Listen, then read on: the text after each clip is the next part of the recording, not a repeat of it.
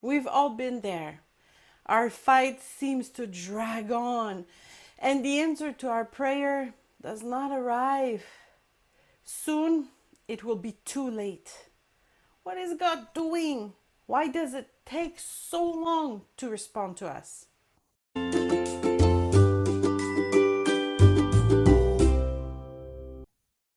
When we come close to concluding that God is late in responding to us, we must turn to the story of Lazarus. Now a certain man was healed, Lazarus of Bethany, the village of Mary and her sister Martha.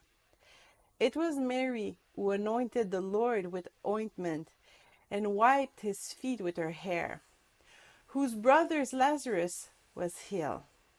So the sisters went to him, saying, Lord, he whom you love is healed. But when Jesus heard it, he said, this illness does not lead to death. It is for the glory of God, so that the Son of God may be glorified through it. Now Jesus loved Martha and her sister and Lazarus. So when he heard that Lazarus was healed, he stayed 2 days longer in the place where he was. Then after this, he said to his disciples, let's go to Judea again. John 11, 1-7. One thing is certain, Jesus had a special attachment to this family. The sister said, the one you love is sick. We too often approach the Father in our prayer based on our affection. Lord, you know that I love you. You see my works for you. Give me this favor. And it's true that God loves us. He does want to see us happy, and He has the power to do it. He knows we don't deserve this favor, but since we love Him, we hope it will weigh in the balance.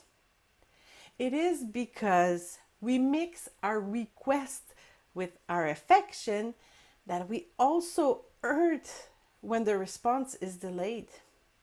As human beings, when we love someone and that person is in need, we rush to meet it. Therefore, we imagine that it will be the same thing with God. So, when a response is delayed, our first reaction is to question God's love for us or ourselves. What did I do wrong? Admit it, singles. You've felt this pain before. Since we associate love with the answer, we are horrified to read verse 5 and 6. Now Jesus loved Martha and her sister and Lazarus. Oh, so when he heard that Lazarus was healed, he stayed 2 days longer in the place where he was. What? Oh, I like them so much that I'm not going to go there right away. That makes no sense to us mortals. And that's the difference. Jesus did not have a human perspective on the situation. He had an eternal perspective. He saw the bigger picture than the immediate situation. It takes a lot of practice to be able to see beyond our present. Even the Apostle Paul needed practice. 3 times I pleaded with the Lord about this, that it should leave me. But he said to me, my grace is sufficient for you, for my power is made perfect in weakness. Therefore, I will boast all the more gladly of my weaknesses, so that the power of Christ may rest upon me. 2 Corinthians 12, 8 and 9. We must stop waiting for the answer to our prayer to be happy. It is not by answering our prayer that Jesus proves His love towards us. His affection for us does not change according to the circumstances of our life. God's love has nothing to do with answers to our prayers. To live in peace, we must learn to place our needs in the hands of God and also leave the solution to Him. Lord, right now I have this need.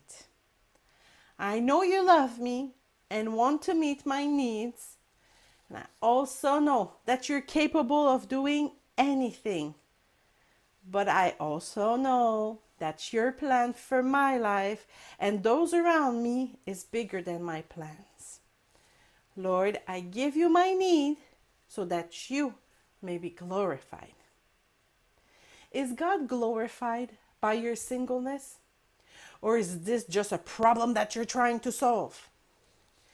If God used the death of Lazarus to glorify himself, he can certainly use your singleness to amaze you and positively influence the world around you.